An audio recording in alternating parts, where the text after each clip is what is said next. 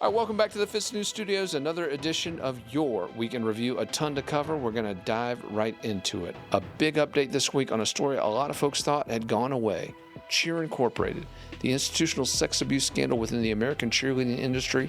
There were some big developments this week on the criminal side of that story. Our research director, Jen Wood's going to sit down with me and bring us up to speed on the very latest regarding that investigation. I'm also going to walk you through some indoctrination efforts in South Carolina government-run schools. And we're going to talk for a minute not about left-right ideology. We're going to talk about whether or not tax dollars should go to exposing children to hypersexual content. I'm going to get into all the details on that. I'm also going to sit down with Andy Fancher about a natural phenomenon that's going to take place here in the Palmetto State and across the world this spring, Cicada-geddon. Folks, if you hadn't seen this clip yet, you're not going to want to miss it. And last but not least, our Special Projects Director, Dylan Nolan, and I are going to sit down to walk you through the very latest in bills moving through the South Carolina State House, some big issues regarding your Second Amendment rights and restructuring of Palmetto State's dysfunctional government. Dylan and I are going to walk you through all that. Everything we just talked about and more heading your way on the Week in Review. All right, so for this segment, I am joined by our research director, Jen Wood. We're going to talk about a story that has been off the radar for some time, but roared back in a big way this week, Jen Wood. I'm referring, of course, to the Cheer Incorporated scandal, the institutional sex abuse scandal that had rocked the American cheerleading industry back in the summer of 2022. Our media outlet at the forefront of the reporting on that scandal.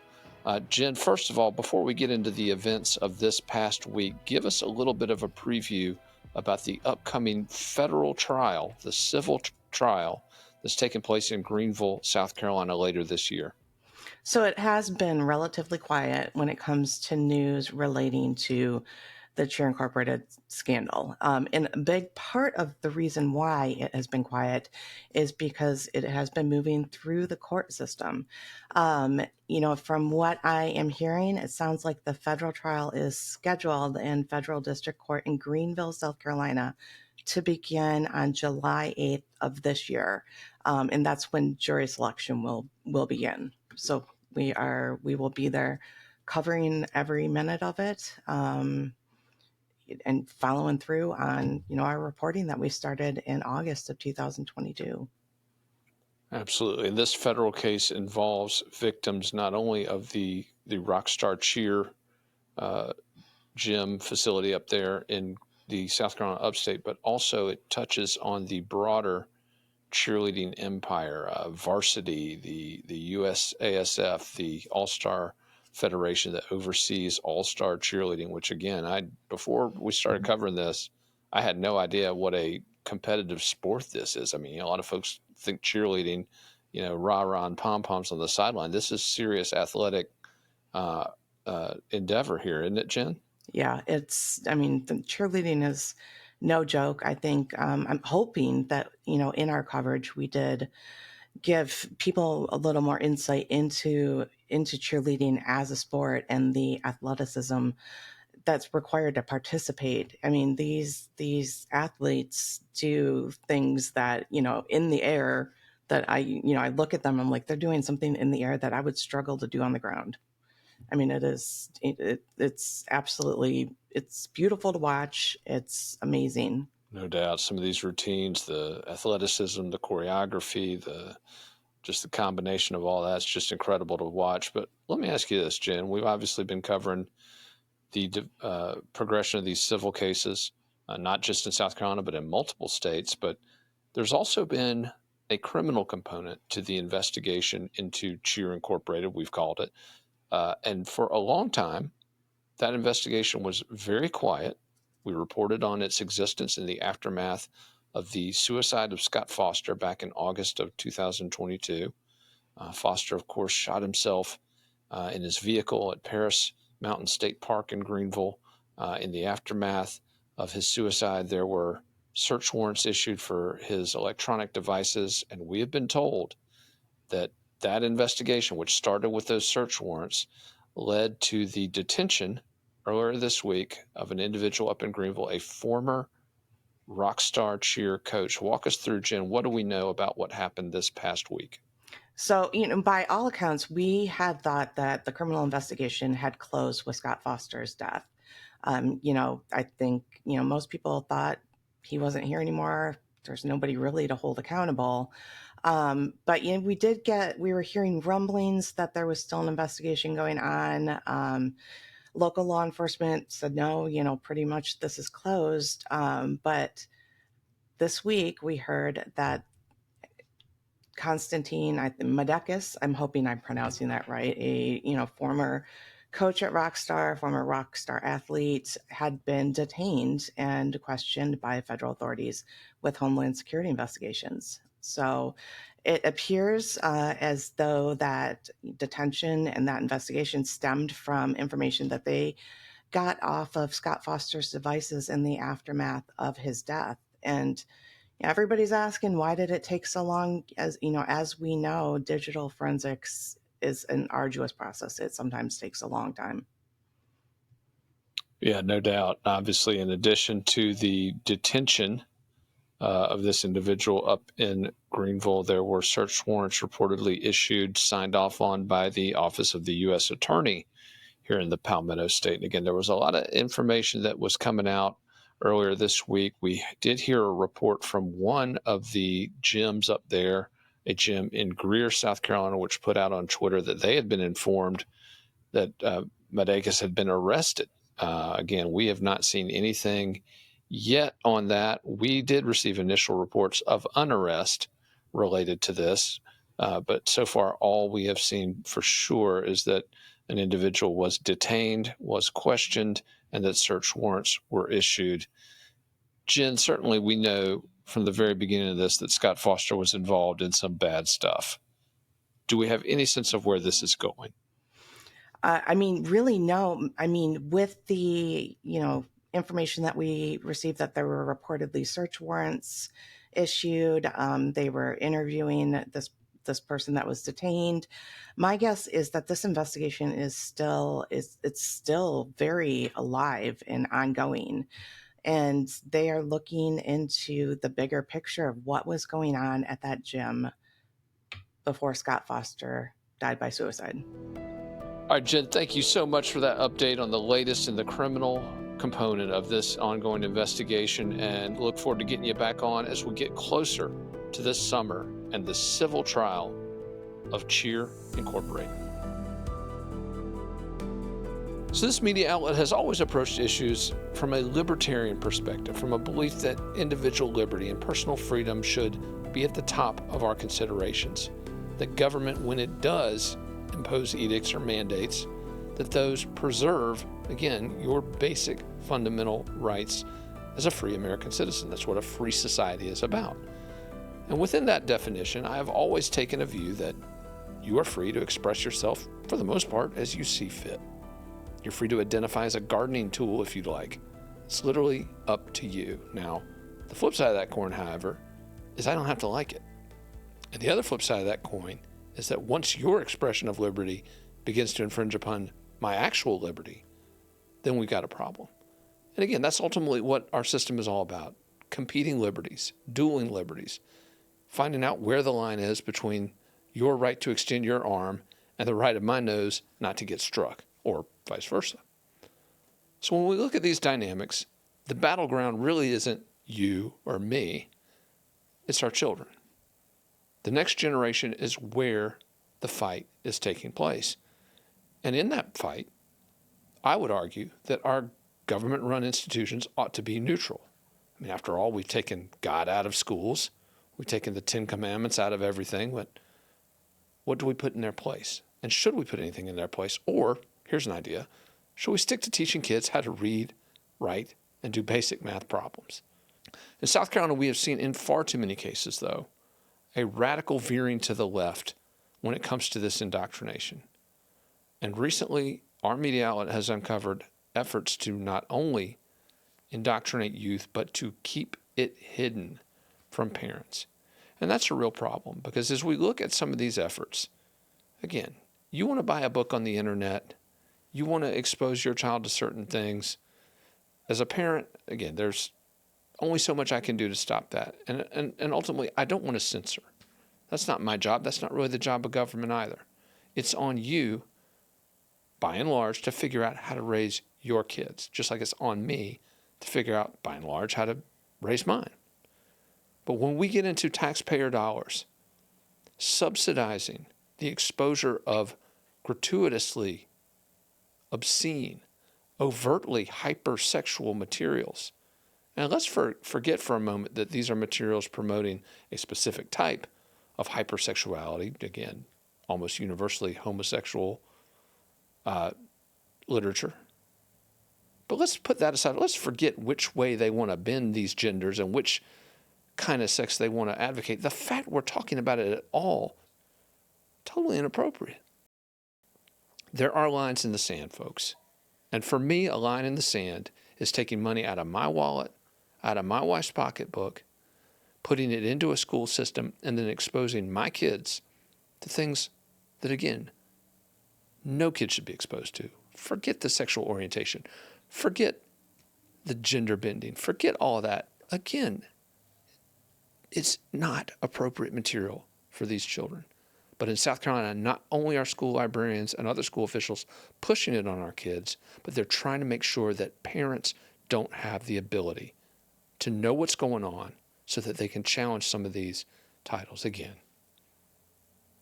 your kids, you should feel free to raise them as you see fit. Again, by and large, this media outlet never going to try to editorialize against that right as a parent. But you do not have the right. You do not have the right to make me pay for porn propaganda to be exposed to my kids without my consent. That, again, is where I will draw the line as a dad, and it's certainly where this media outlet will draw the line when it comes to that, again, larger question of competing liberties. We need to respect each other. We need to be kinder to one another, but we also cannot enable things that are materially eroding our children's futures, our children's innocence, and again, doing it at the expense of taxpayers without their consent. That's what we uncovered in South Carolina schools, and that's what we will continue to fight against here at FITSNews, no matter whether the ideology is coming from the left or from the right. Again, it's got no place in a government-run school.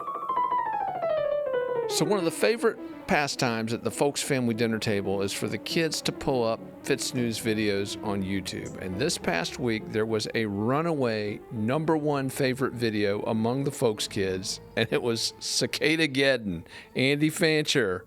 Somehow, Cicada-geddon has captivated the hearts and minds of 7 of yours. Whether or not that's the case with the remainder of the FITSNews readers, I guess loved it, man. We'll see.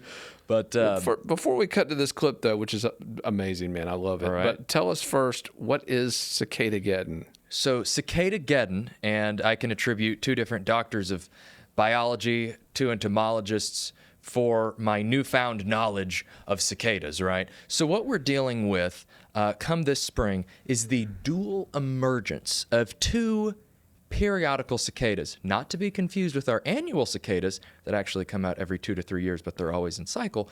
We're talking about 2 species of periodical cicadas. These are little guys that come out an average of once every 15 years, and they've been doing this since prehistoric times.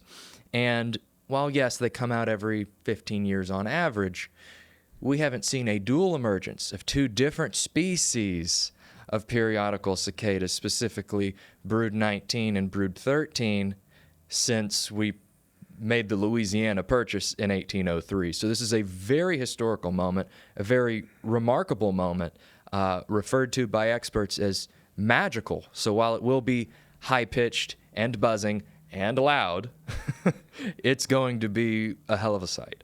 Well, let's take a look at this amazing package, Andy. Here it is, Cicada-geddon. Billions upon billions of singing, screaming cicadas. That's what experts from across the nation are anticipating this spring. For about 3 weeks, they will live as winged insects above the earth. Described by experts as something out of a movie, Cicada-geddon is the dual emergence of 2 cicada groups that haven't synchronized in America since 1803. Brood 13 and Brood 19 are two groupings of periodical cicadas, a sex-crazed insect with piercing red eyes, orange-veined wings, and a 1.5-inch jet black body.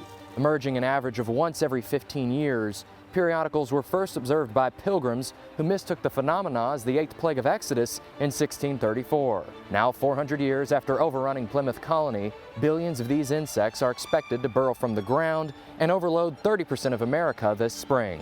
Now, millions of cicadas are in the air. And while the idea of Cicada-geddon may sound terrifying, it's worth noting that cicadas are not only good for the environment, but completely harmless to you and yours, which is why experts are encouraging South Carolinians to not only go outside this spring, but embrace the natural phenomena predating humanity itself. For more on what to expect and where, head on over to FITSNews.com and look for this story. So, Andy, very interesting in that clip. You said that these bugs are no harm, no foul to families, to farms, to the environment? Absolutely right. They are no danger to you and yours. If anything, they provide nutrients to their predators, which is every animal with a mouth. They act as natural compost to the environment once they all fall from trees and into the ground. And then when they're little babies, free fall to the ground and then burrow into the earth. They provide circulation, water to roots and trees. So yeah, that is why experts are encouraging folks to really embrace this moment, to travel out to see it. But on that note, there is a warning. So while it is beautiful and while it is magical, as one entomologist referred, copperheads. Copperheads love cicadas.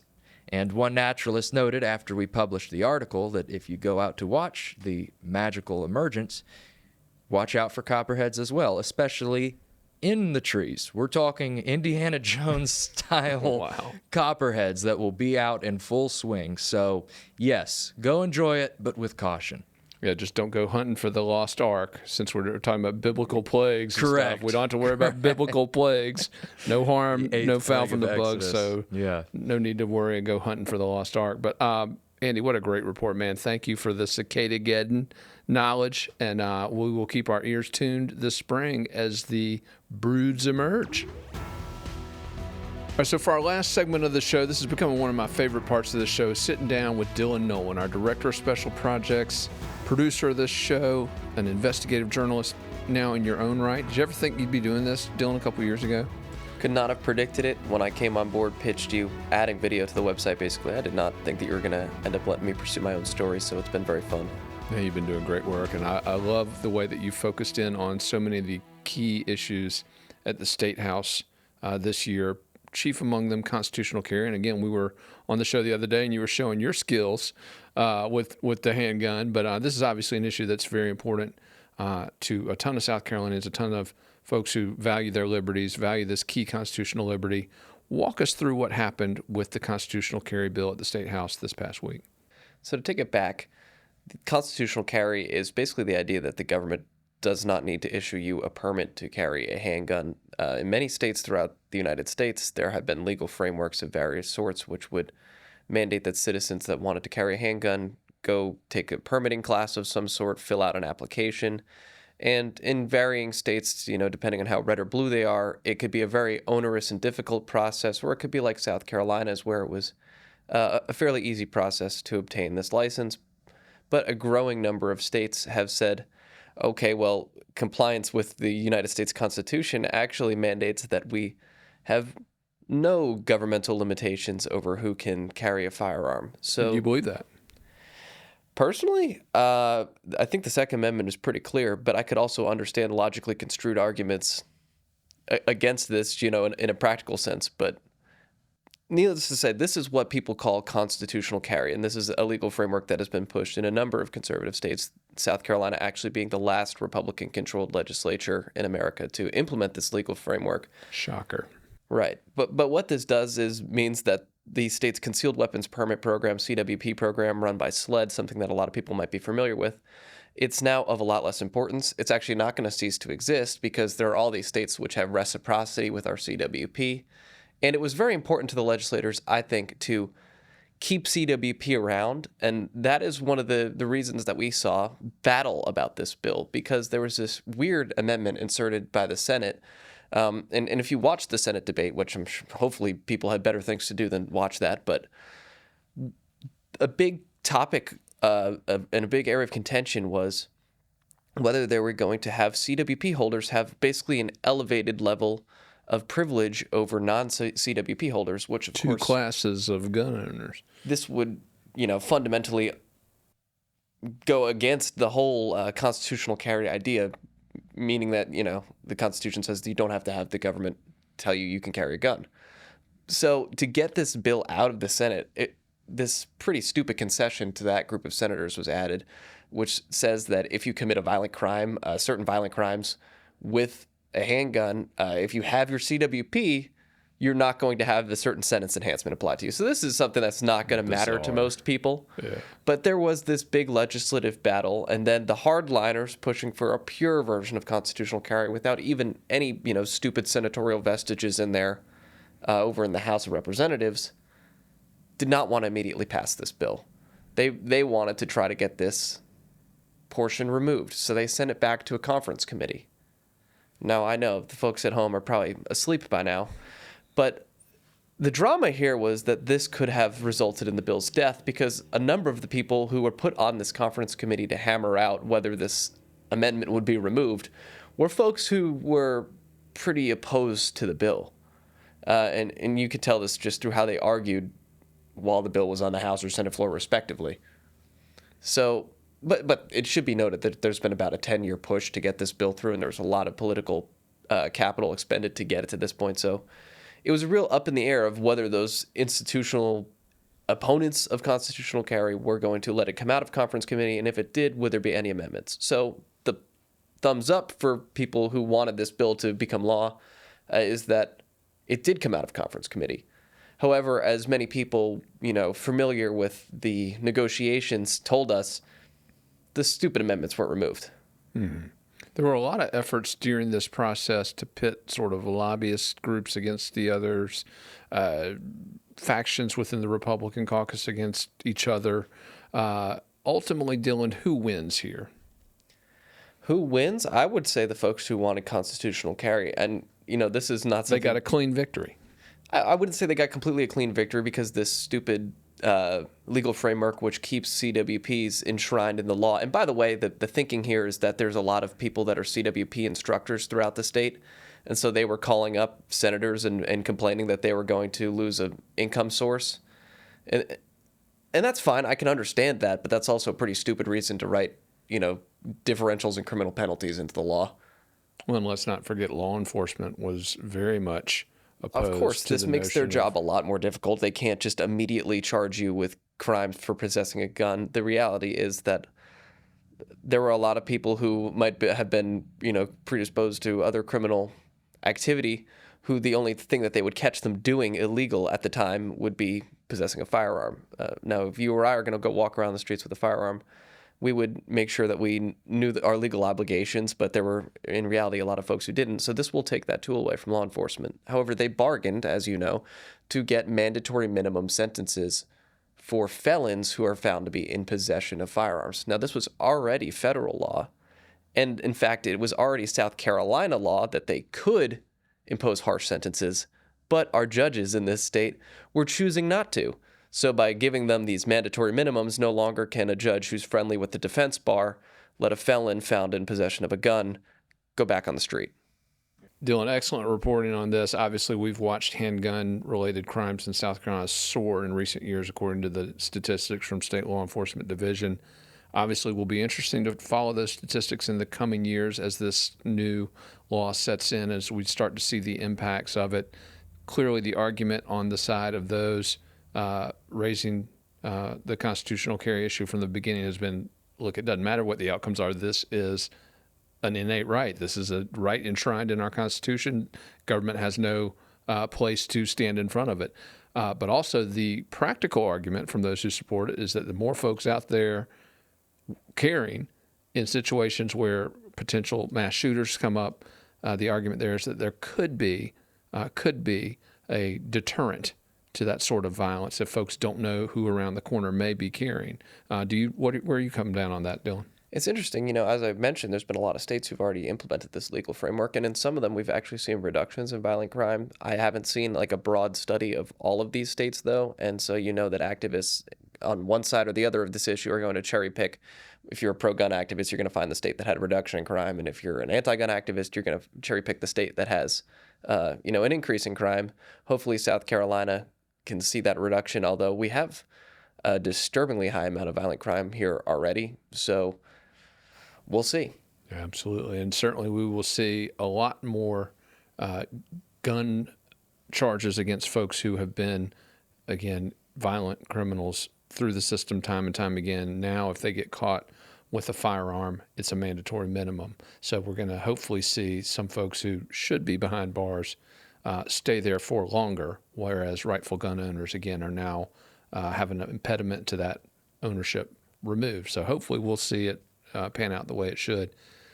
Dylan, this wasn't the only issue you've been tracking this past week at the State House, is it? You've been covering another big fundamental piece of legislation over there involving South Carolina's healthcare bureaucracy. And we spoke about it earlier this week with Candace Carroll from AFP, who joined us in the studio to talk about her group's advocacy on it. But you've been following this restructuring bill too. Walk us through a little bit about what state leaders are trying to do to streamline the healthcare bureaucracy in state government.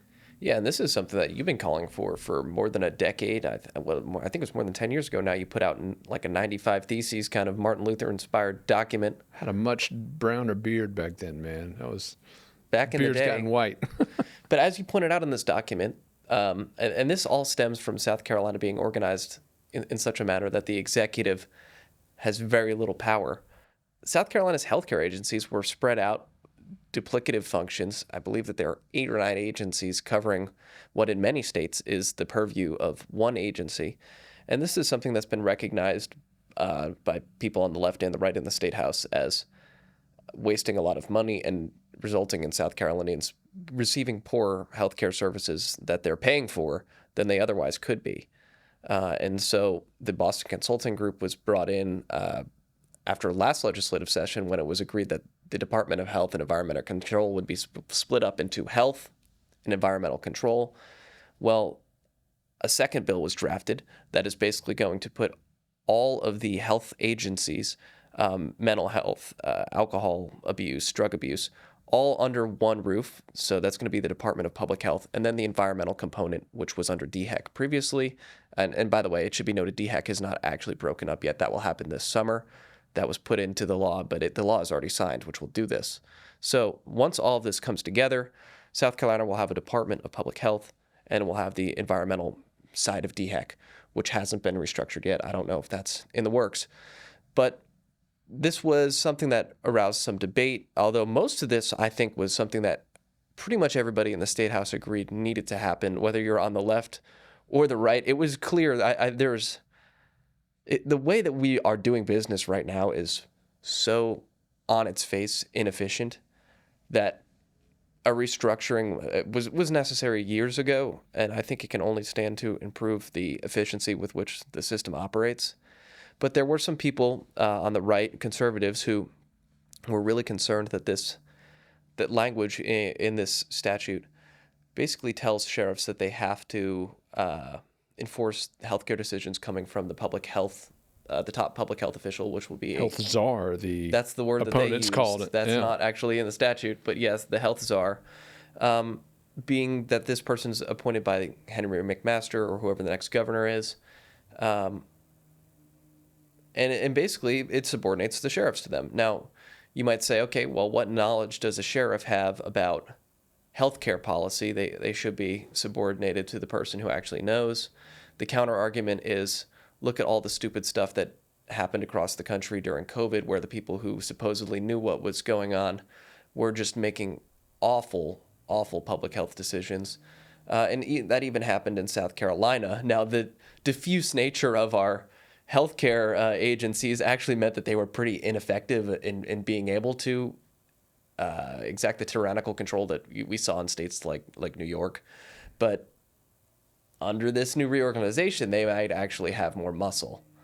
South Carolina, Governor McMaster actually tried to implement one of the lockdown orders like we saw in the Northeast, but DHEC was so bad at contact tracing and actually following through with anything that never really materialized into anything. And I also think that he felt a sharp political backlash from that.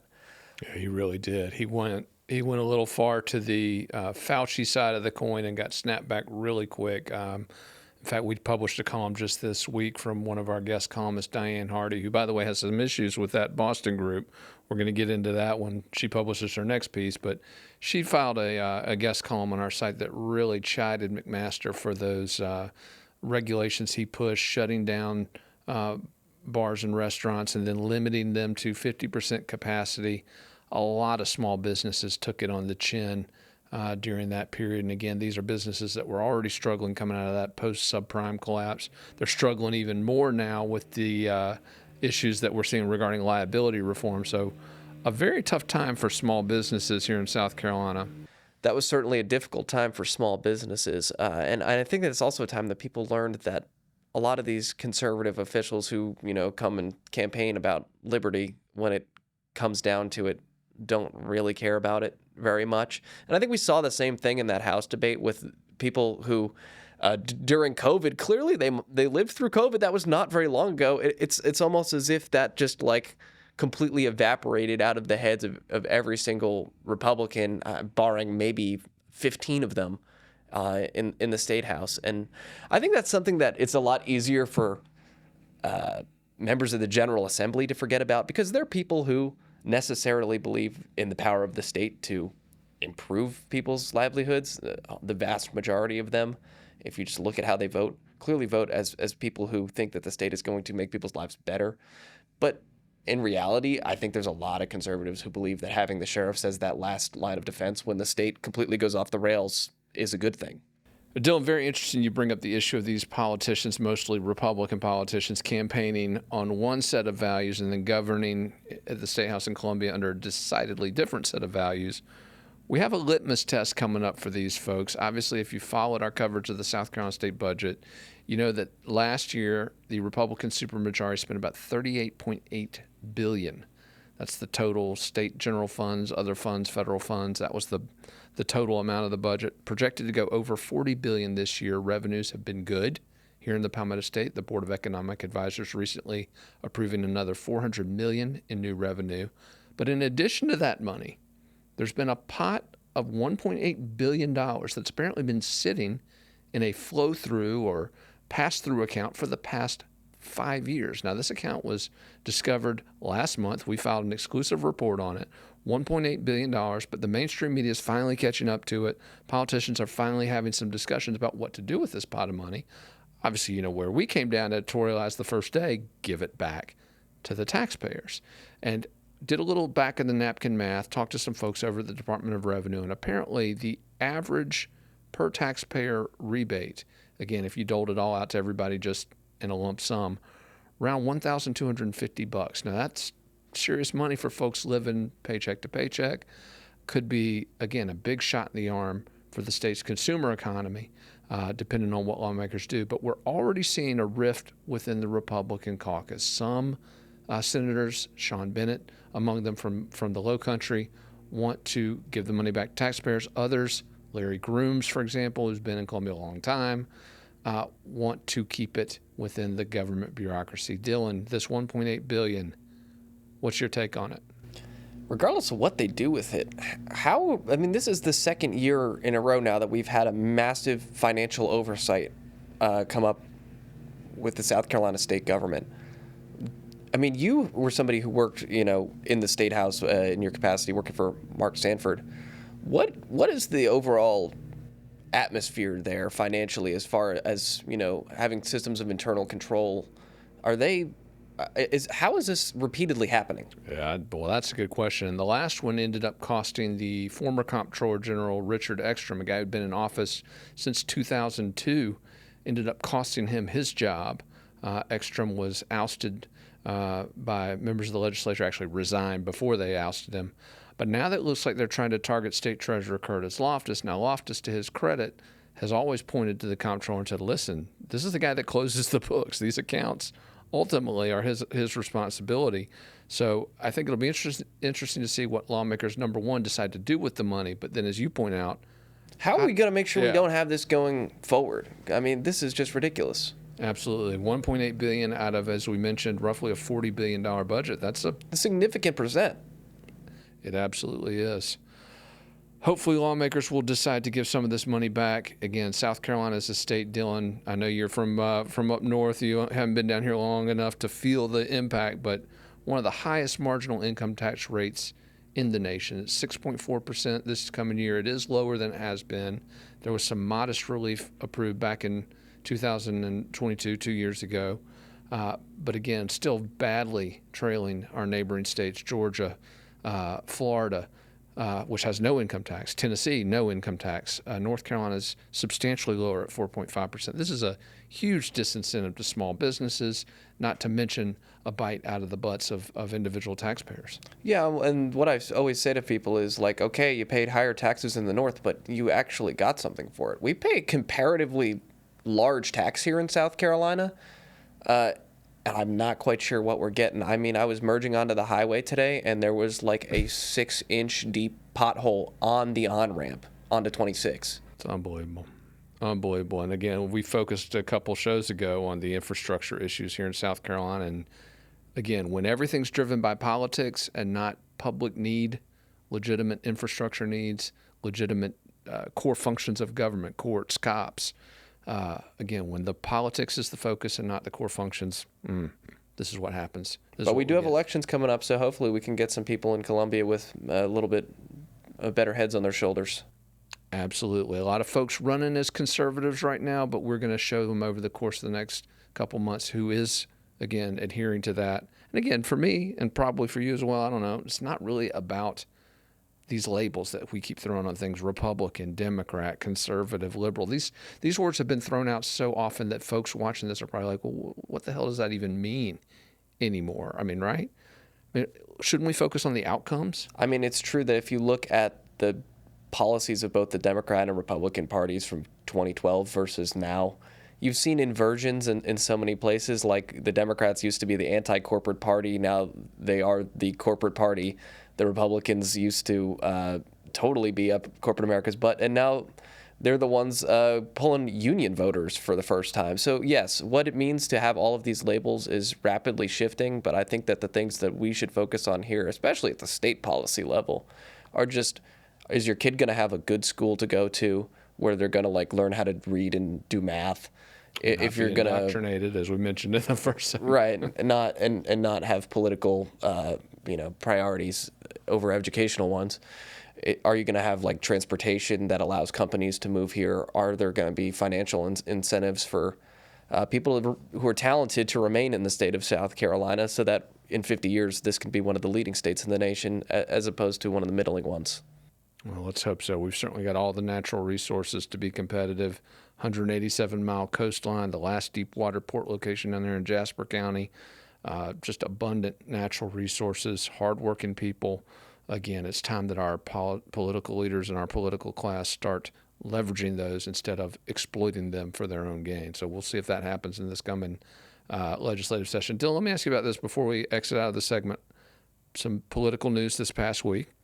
The Baton Death March that was former South Carolina Governor Nikki Haley's presidential campaign finally came to an ignominious conclusion on Super Tuesday. Haley got thrashed again. Shocking. But this time she didn't declare victory. For the first time, she lost all these races, yet declared herself a winner. But this time she actually She has finally bowed out. What was your take on the Haley race, Dylan? It was interesting to me that she stayed in as long as she did. I saw a lot of media outlets on the left making the valid point that she proved that there are a lot of folks who are Republican voters who did not vote for Donald Trump, and I think that was a big reason that she was, financed to stay in for so long, to give people that alternative. What I didn't see as many of these outlets mentioning, although I did see different outlets mentioning, is that many Democrat primary voters, without even having another candidate to vote for, voted just not Joe Biden.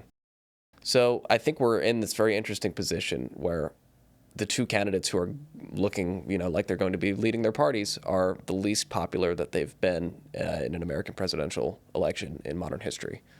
No, absolutely. And I did also want to point something out to our audience. Obviously, FITSNews, personal history with the former governor. We saw the fun Twitter memes during the course of the campaign and some coverage from Daily Mail and other outlets. But I'm proud of the way we covered this race. We covered everybody substantively. We gave them credit where it was due, criticized when it was due. And I did want to bring up one issue. We covered Nikki Haley's position on entitlement spending. For those of you who didn't read those stories, we gave her a lot of credit. She was the only Republican in the race, the only candidate in the race, really, that basically acknowledged we have to reform our current entitlement structure, Medicaid, Social Security, because the current unsustainability of those programs is reaching just scarcely fathomable numbers. I mean, a new report out last month from the U.S. Treasury, Dylan, I don't know if you saw this, the unfunded liabilities of those two programs, over $78 trillion. That is twice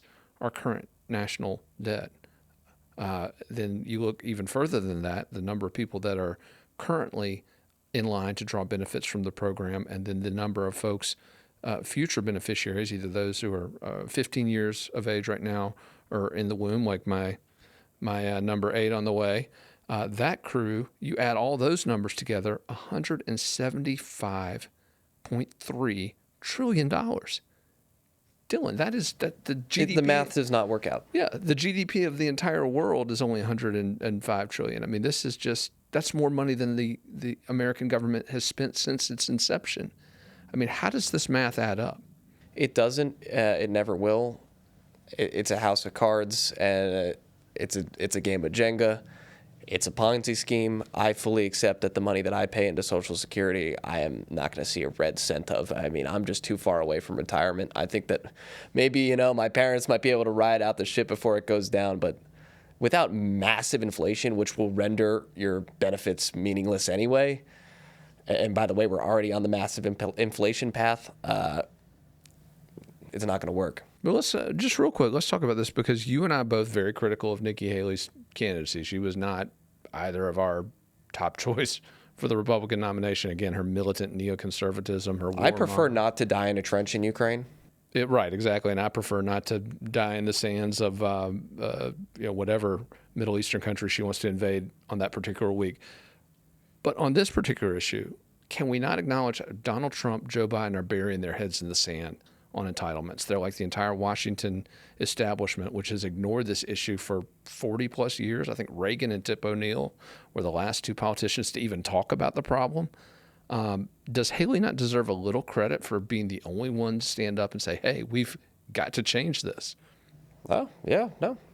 I respect her for doing it. I mean, I think that there's a lot of other places where we need to rethink how we're spending money, but yes, challenging that fundamentally broken system is not politically favorable. And it's very interesting because many of her supporters were, in fact, the older people who are recipients of those programs. No, absolutely. Well, a lot to cover, both at the State House, nationally. It looks like we're going to get a little break with the nominations appearing to be basically sewn up at this point. I mean, Trump, he's the GOP nominee. Let's go ahead and call it.